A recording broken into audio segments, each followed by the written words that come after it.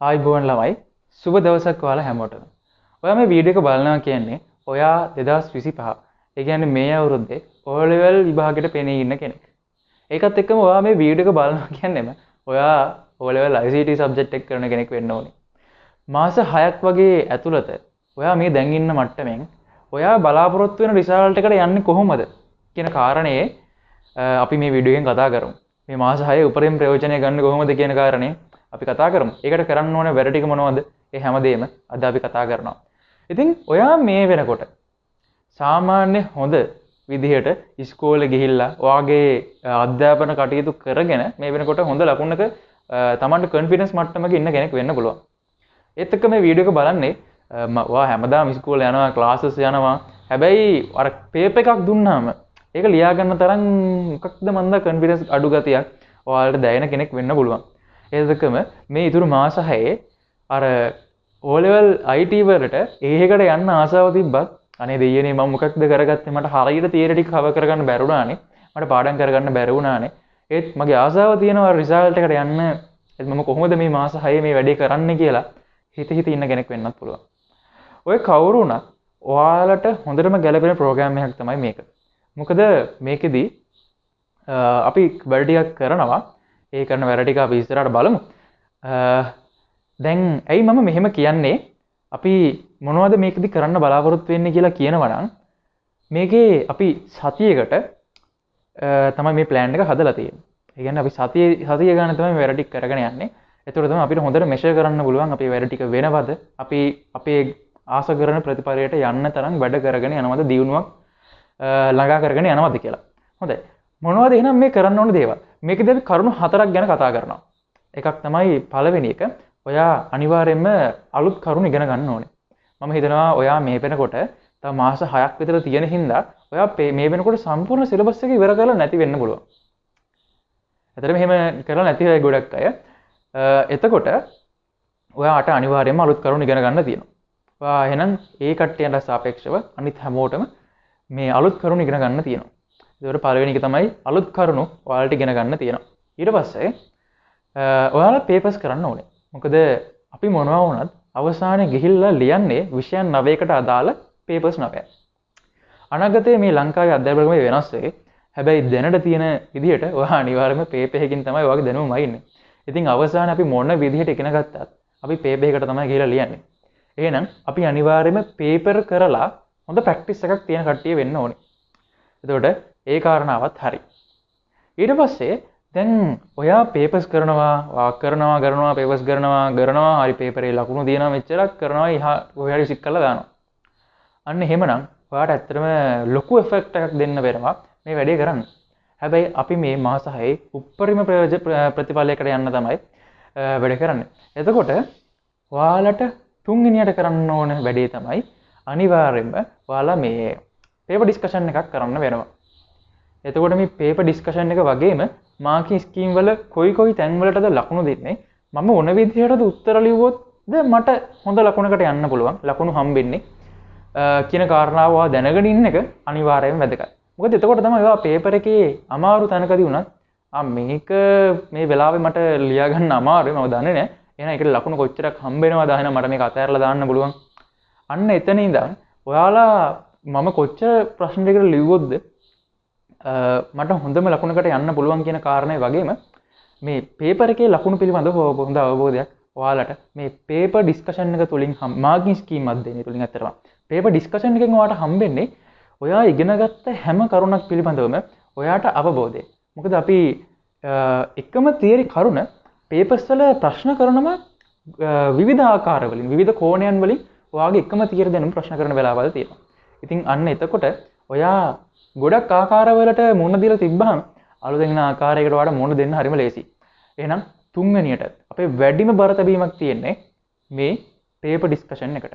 එහෙනම් මේ වෙනකොට අපි කරුණු 3ක් ඉවර කරා. එහෙනම් අපි 4 වෙනි කරුණට යමු.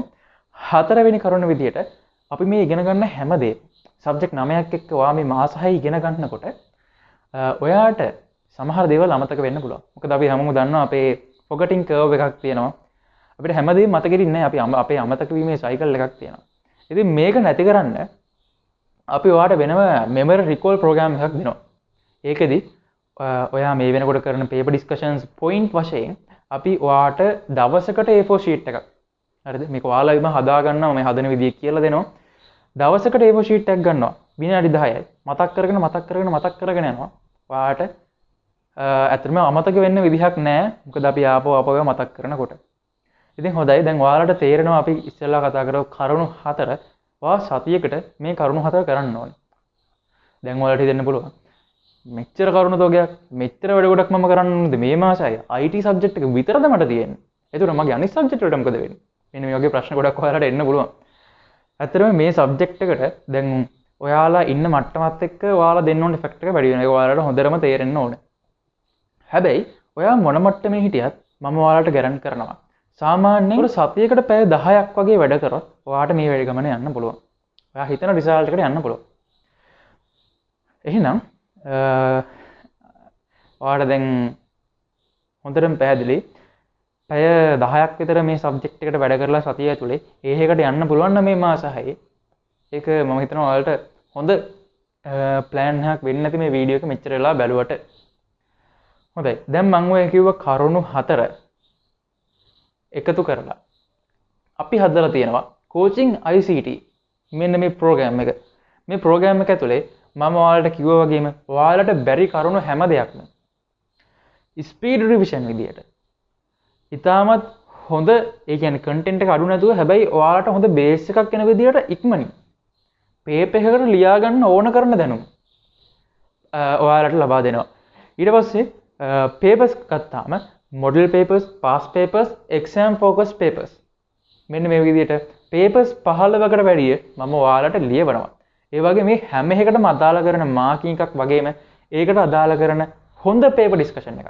ඒ කියන්නේ අපි ගත්තොත් උදාහරණයකට Excel වලින් නම් ප්‍රශ්න හැදිලා තියෙන්නේ ඒ ප්‍රශ්නේ විතරක් නෙවෙයි.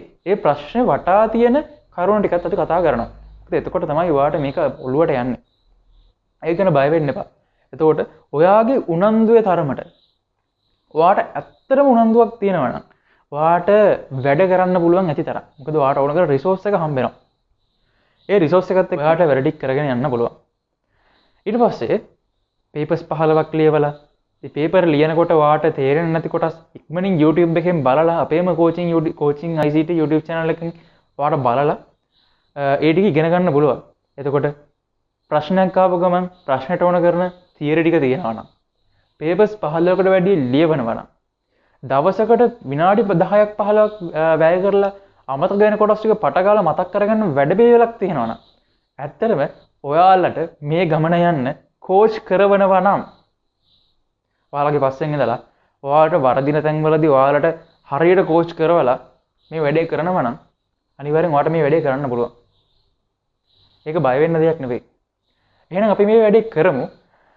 මේ වැඩේ පටන් ගන්න කොහොමද කියලා කියනවා නම් මම කලින් කිව්වා වගේම ඔයාලට ඕන කරන ෆවුන්ඩේෂන් එක දාන්න සාමාන්‍යයෙන් පල්ලෙහා මට්ටමේ ඉන්න කට්ටියන්ට ඕන කරන බේසික් ෆවුන්ඩේෂන් එක දාන්න අපේ මේ ප්‍රෝග්‍රෑම් එකේ පළවෙනි අදියර විදිහට ඔයාලට 10 වසර speed revision basic short note වැඩේ අපි කියන්නේ ඔයාලා කරගෙන යද්දි ඔයාලට තේරෙයි මේක බේසික්ද ෂෝට් නෝට්ද මොකක්ද කියලා ඔයාලට තේරෙයි ඔයා වැඩේ කරනවද්දි ඔයාගේ ඔළුවට යනවා ඒ වගේම පේපර් එකේ ඔයාලා ලියා ගන්න ඕන කරන හැම දැනුමක්ම ඔයාට හම්බ වෙනවා ඉතින් ඔයා බලන්න ඔයා මේ වීඩියෝ එක පොඩ්ඩක් බලන්නේ අපි මේක පෝස්ට් කරලා ටික දවසකට පස්සේ නම් පල්ලෙහෙන් ඇති වීඩියෝ ටික ඒ ටික බලන්න පටන් ගන්න දැම්ම එහෙම නැත්නම් ඔයා දාපු ගමන් නම් මේක බලන්නේ ඉස්සරහට අනිවාර්යයෙන්ම වීඩියෝ ටික වැටේ එතකොට ඔයාට ඒ වීඩියෝ ටික හරහා ඔයාගේ සාමාන්‍ය සතියක් එකමාරක් යනකොට ඔයා කොච්චර බිසි කෙනෙක් වුණත් ඔයාට ඒ ටික 10 වසර කවර් කරගන්න පුළුවන් ඊට පස්සේ අපි ජූලි මැද වෙනකොට අපේ පේපර් ක්ලාස් එක පටන් ගන්නවා